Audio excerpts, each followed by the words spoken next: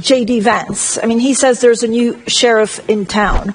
In your own words, what do you think that means for security in Ukraine? Sorry, I just heard the translation. What do you mean that it's not security deal, it's not about peace, yes, contract document and etc. So I will just try to explain. Yeah, what do you know? What do you understand the situation What does it mean what I know? I'm the president of Ukraine. If I'm signing something, I know everything. Yes. That's a very good starting point. Okay, I will explain with some details. Maybe in Ukrainian, I think it will be more necessary not to be. I'll be short. Okay, it's difficult to be short. Sorry.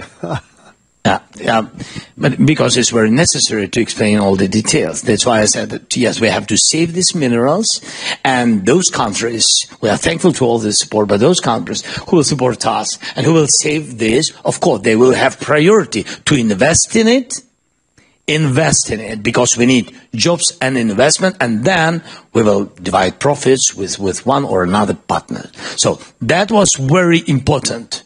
Save it and don't give to North Korea, maybe China, I don't know whom Russia will and want to give it after occupation. We need to save it, critical minerals and a lot of different things. That's my message. I was happy that Americans, they came, the Secretary of Treasury, he came to Ukraine directly to Kyiv. It was his first mission, and it was exactly to Kyiv. I was very thankful to him, and he brought the document, and the document was on my table. I said that our lawyers will learn it, and then with some advices or some changes, will come back. It's about investment. It's not security document. It's memorandum between two sides. And I know that I will have meeting with Vice President. I don't know. I mean this evening, but I'm here till tomorrow. I can meet evening, morning. Doesn't matter for me. Like President Trump said. So you can come when you want. I'm always in Washington. I can say to Vice President, you can come anytime. I'm here in Munich, and I'm ready. You know, really with pleasure. I'm ready to meet. I'm not ready to sign everything, but to meet. Yes, I mean that I will not sign. The ministers will sign, but they will sign right manner how to save critical minerals and etc. If it will be if it will be ready, I hope it will be ready. That's all. President, does the conversation between Vladimir Putin and President Trump risk embolden Putin? Right. So how do you view this specifically? Are there risks and dangers for the U.S.? Risk? What is it? Vladimir Putin and Donald Trump have spoken on the phone. You were briefed on the conversation. Is this a risk for yourself, of course, but also the U.S.? Phone calls between Putin and Trump would risk for United States? I think not risk for United States. I think for Trump, because he's stronger than Putin, I think so. I think risks for all the world. Because the priorities, I mean, we have much more risks than risk for the United States, with all respect, for all of us, with all the big guys. And I think it's very necessary. As I said at the very beginning, I had good conversation with the President Trump. We had some phone calls, and he had phone call with Putin, and he said to me, I think that that he wants to stop the war. I said to him that he is a liar, and you can count on it. I hope that you will pressure him, because I don't trust him. We had such conversations with Putin, direct conversation about ceasefire. So just ceasefire, we don't need just ceasefire. This is global problem. So we had ceasefire. It was my direct decision. And we made a decision that it will be ceasefire and exchange all the prisoners. And he didn't change all the prisoners yet. We've been very happy. That was first step when we brought home more than 100 guys to their family. It was very necessary between us. Even because of this one reason, I had to come to France in 2019 and bring back people. But he will not just, ceasefire and that's all. That's why I said to President, yes, but I think phone calls are phone calls. Let's forget about it. I think what is very important, the meeting, not to make any decisions about Ukraine without Ukraine. This is principal position we will never accept it. And when I said that we will never accept, I'm not speaking just about me. I'm speaking about all our people, all our nation. People will not stop. We will give him pause. Without the real security guarantees, we will give him pause. I don't want to, be those person in the history who helped Putin to occupy my country. I don't want it. And that's why I will never do it. I will never do it. And it's very important for me to pressure Putin, put all the sanctions. I think President Trump is ready to do it. He has all this power to do it. That's why I wanted very much to come to Washington any day this century. And to come to Washington. And I think we need very much to make the common plan of civilized people and to share all these things with our friends and with the help of our friends of Europe. It's very necessary not to lose this unity. I'm so proud that we are part of such strong Europe. And I think that is important, very important, not to lose this unity. Before this war, maybe not too much things, by the way, which this war made positively, that unity between the United States and Europe. That's what this war brought. And Putin scared it. I think during the last 20, 25 years, I don't remember how many years he is in Kremlin. So, this is the first time when the unity could pressure him and he couldn't occupy us. Because of this unity, because of our people and soldiers, of course, but because of this, not to lose it, and now to make a deal without us or without Europe is not a good idea, and I hope that President Trump doesn't have this idea. I count on it very much. President Zelensky, what we understood from President Trump is that there'll be no NATO, no U.S. troops, and Trump is happy to carve up land. So again, a reaction to what we've heard this week, and how would you sell it back home? What's been the reaction in Ukraine?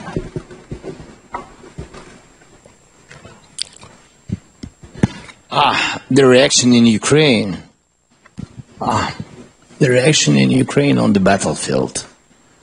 That's what we have to do, or in all our cities when people just try to do business, and not bad, really, and then help our soldiers.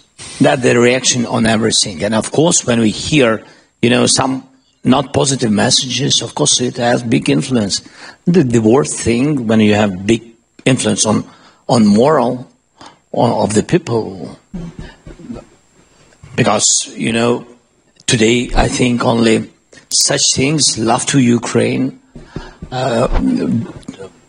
believing and trusting that we will have just peace and will that we will defend our country, and we are right, and it's fair, absolutely.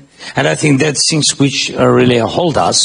But about the NATO, that I heard so many times from American side. By the way, Biden's administration and now from President Trump, I heard a lot of messages from them by phone. My first phone call with the President Biden, and my first question, will we be in NATO? He said no, and I said we will see. And then we had more meetings, more questions, but be very honest, United States, they never saw us in NATO. They just spoke about it. But they really didn't want us in NATO. It's true. I'm not about people, and there are a lot of congressmen, yes, senators. It's true, who've been always in participation with our NATO will, but really on the level of leader of the country, on the level of president, never I heard it. But during my term, I never heard that we will be in NATO. Never. So it's not the question to Trump, to President Trump, with all respect to everybody. That's the question to the policy of the United States or of the White House. This is the policy that Ukraine is not in NATO. But it doesn't mean that we can't change this, because now we see that NATO in Europe consists of strong soldiers, mostly in Ukraine. We are not in NATO, but we really have strong army, which can really make stronger NATO everywhere. And I think this is in both interests, to have Ukraine in NATO, and both interests, in interest of Ukraine and in interest of NATO. And that's why when we speak, and we spoke with the President Biden, and we spoke with the President Trump, and especially now with the President Trump, I asked, so okay, if it's not NATO for today, if it's not NATO, we will ask tomorrow, it doesn't matter. But if we're speaking about today, what alternatives? What the alternatives? I don't know. What I see, if we don't have NATO, real NATO, we will make NATO in Ukraine. It means that we need to increase our soldiers, our army, twice. We have 110 brigades. Russia has 220 brigades, real brigades. So they are 2 times bigger than we for today. Yes, but they're increasing mobilization and training, what they're doing now. NATO, there's real brigades in Europe, what can I say? The real brigades in Europe, it's about 82. Today I spoke with senators, 82 brigades, and we have 110. Even together, we are not comparable with Russian army. Even together. So we have increased together. So if we speak security guarantees, we have to find money for a bigger army for Ukraine. And also we have to find possibility how to increase production and increase army in Europe. Who knows? Maybe it's common forces. I don't know. We are ready to speak about it. We have a lot of questions from the floor. On Trudy Rubin, columnist from the Philadelphia Inquirer. The President Zelensky has spoken about the need for absolute security guarantees. But from the President's tweets and statements on the phone call and what Secretary Hegseth said, the only security that the U.S. will consider is European troops outside of NATO with no U.S. backup. So I would like to ask the President, would you need U.S. backup for any European force? And I'd like to ask the senators, especially Senator Graham, would you support U.S. backup for any European force, and would it have to be also backed up by NATO? Let's start from Lindsay. This question, I think, important your position. I don't speak good English. I've been telling you what I support, that if he invades again, they go into NATO. That means we all fight. President Zelensky. Okay, we spoke about continuing too much, a lot of times, beginning with this proposition from the European friends, from Emmanuel. We spoke about it with Emmanuel, with Starmer, with other leaders. I spoke about it with Emmanuel, with President Trump, with President Macron, and with me. Yes, 3 of us, during our common visit to Paris. So we spoke about it a lot of times. First of all, I think that the United States need to be together with Europe supporting Ukraine. That's why it's a message to Putin. It's politically, not even with army, not because of the number of the troops. Politically, it's very important to stay together. And when it's security guarantees from the United States and Europe, it have to be together. That's why it's necessary to stay together in Ukraine if we see like a part of globally, like a part of security guarantees for Ukraine, the part contingents. Yes, that is the first. The second point, as I said, it doesn't matter from what country these forces. Anyway, we need 1.5 million army if we are not in NATO. If we really want to stop any after ceasefire or something like this, I don't know, this negotiation, if we really want not to be afraid the result of new occupation or new invasion of Russia. And this is real security guarantees. Yep. Because it's real preventive security guarantees. That's what really Putin will know, that he has army 1.5 million and Ukrainians have army 1.5 million. If he wants to come and die, please. So I think this is really plan for security guarantees, and it's not against NATO. It's very supportive. Yes, you are not in NATO, but I think everybody will want after this, in some period of time, if it's not available for today for us, yes, to have such big army in NATO. Otherwise, this army will be bigger than other alliances and etc. I think it's good to have strong alliances. So that is my point of view. And of course, really between us, our soldiers already did their homework, where the troops of concrete country, and I didn't share it with countries, it's just our view, because we know what's going on our territory, where we really need additional forces. So we already have the map with the number and kind forces of our partners where they have to stay. So we are ready, as I said, we are ready for any kind of decisions, positive decisions, I mean any kind of format of meetings. Let's do it, not to find the date. Yeah. Thank you. Okay, thank you. We have a question at the back. I think I only have time for 2 more questions. So one there, and then the gentleman there that's been waiting for a long time. Yeah. I think it should be on. 2 questions to you, Mr. President Zelensky. Barack Ravid from Axios in the U.S. You had the call with President Trump, and he even gave you his personal number at the end of the call, which was a nice gesture. But did you feel, or do you Don't feel? give him yours; he'll let it out. Yeah. Do you feel that other than that gesture, President Trump doesn't mean security guarantees? Do you feel that President Trump is really committed? Like the commitment we heard from, for example, from Senator Graham to Ukraine? Or are you concerned that at a certain point he can change course and leave you out to dry?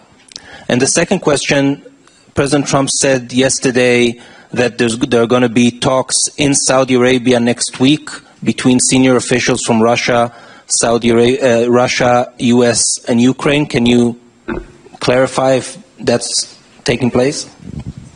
Yeah, thank you so much. I never saw your face. I always heard about Axios, that you always, after my phone calls with some leaders, you know what's going on. What was during my phone calls? No, I know it, really. The information, where you have your information, where you get this information? Huh? He works at the NSA. Yeah, nice. So thank you so much. We really had a good conversation with President Trump. Yes, he gave me his telephone number. By the way, it was funny. I can tell you. I think that President Trump wouldn't be against it. I will open you. I said to him that this idea with the date to come to you, I said to him, without date, I said to him, I think it's genius. You want to call him now? No, otherwise you will always have his number. No, I know. No, I said to him, yeah, and he said, you can call me anytime you want. I said to him, yes, thank you so much. But previous time you said me that you can call me directly anytime and didn't give me your phone number. And he said, okay, yes, okay, right, yes, you can call anytime, and really, I hope, and we count that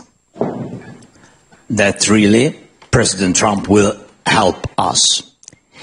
And I really count on him, because he is the President of the United States. People of the United States, they voted for him.